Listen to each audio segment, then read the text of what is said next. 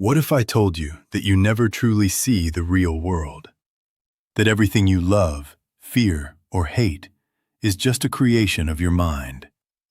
We perceive reality through filters. The first is biological, your body. Your eyes detect only a tiny sliver of light, between 380 and 750 nanometers. Bees see ultraviolet. Bats hear sounds beyond imagination. Dogs smell in parts per trillion. What you see, hear, and smell is only a fraction of what exists. The second filter is mental. Your mind interprets these signals, shaping them with your memories, beliefs, and experiences.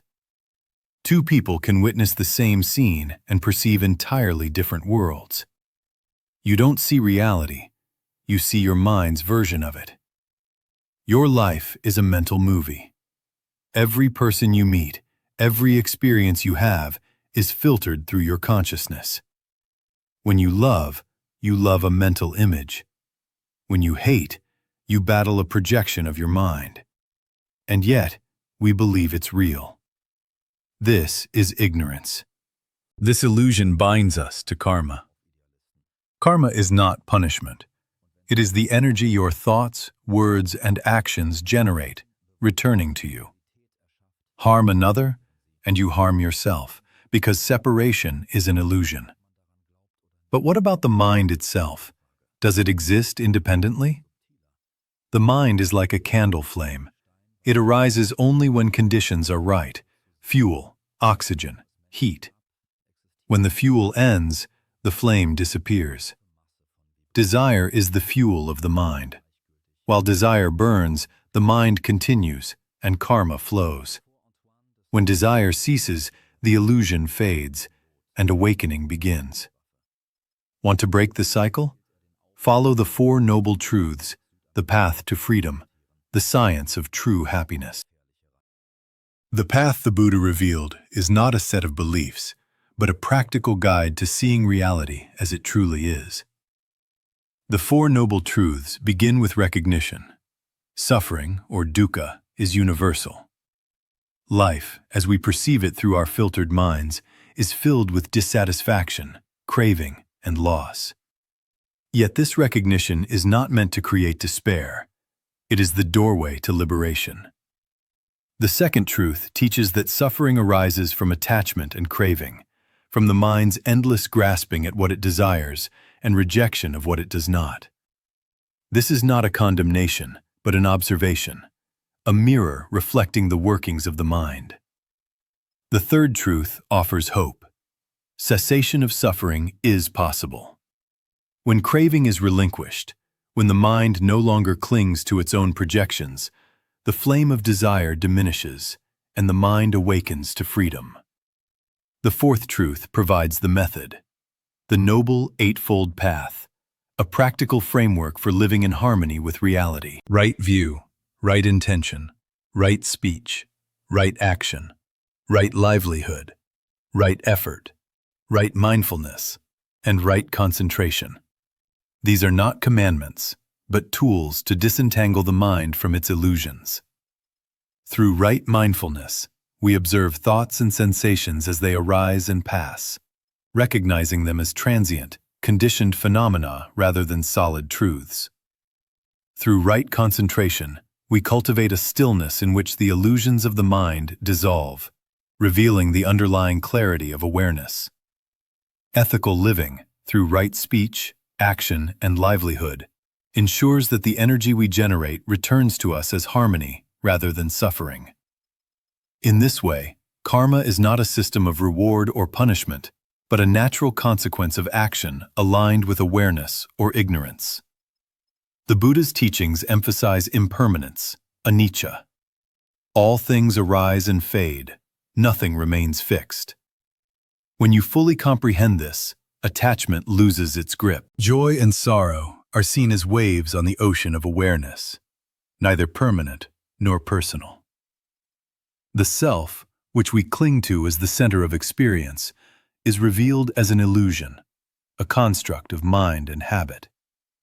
This realization, known as anatta, emptiness of self, is not nihilism, but liberation.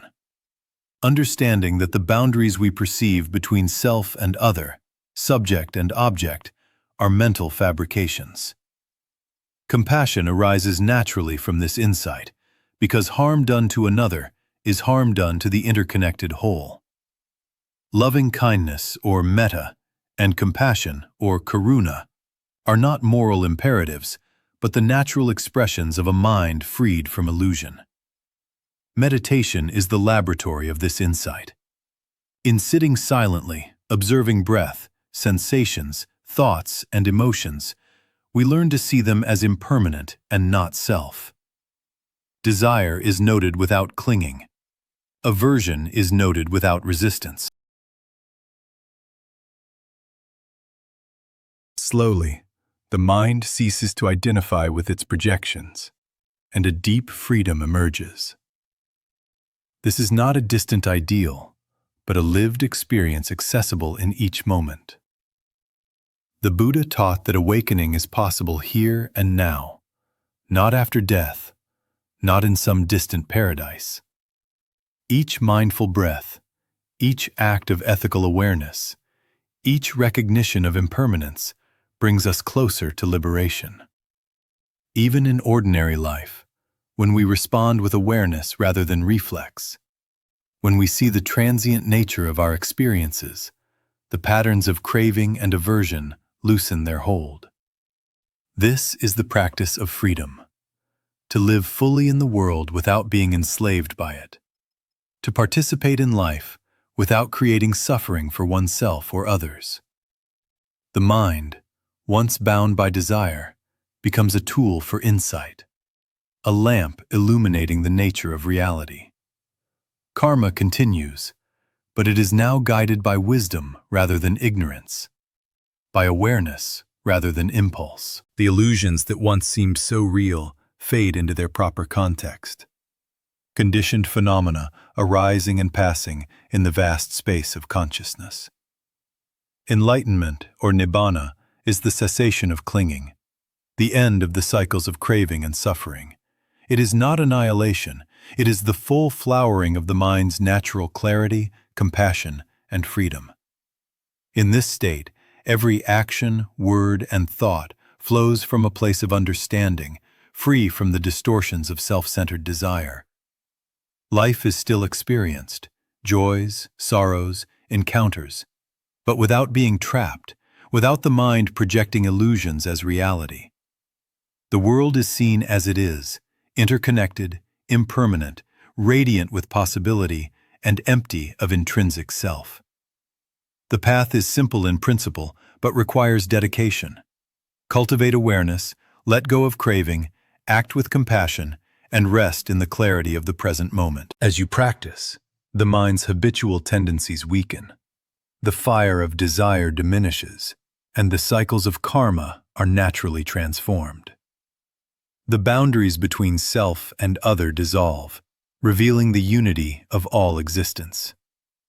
In this understanding, there is no fear of loss, no clinging to pleasure, no aversion to pain. There is only presence, clarity, and freedom.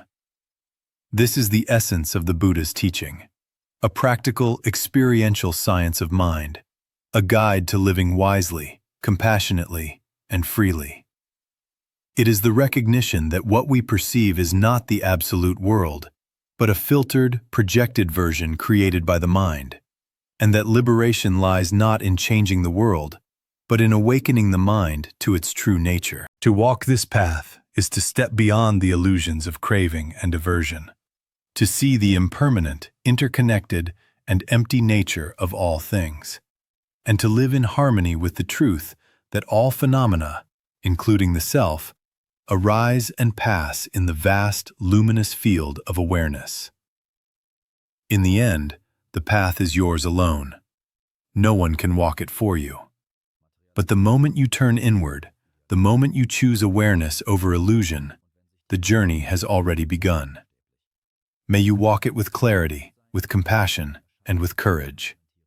And until our paths cross again, be mindful, be present, and be free.